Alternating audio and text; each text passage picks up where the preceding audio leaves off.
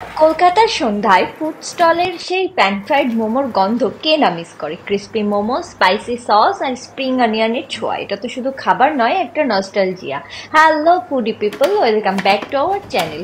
প্রথমেই মোমোর পুর বানানোর জন্য ফুড প্রসেসরে একে একে বোনলেস চিকেন, টুকরো করা পেঁয়াজ, রসুন, আদা, কাঁচা লঙ্কা, soya sauce, spring onion, cheese, নুন আর গোলমরিচ গুঁড়ো দিয়ে গ্রাইন্ড করে নেব।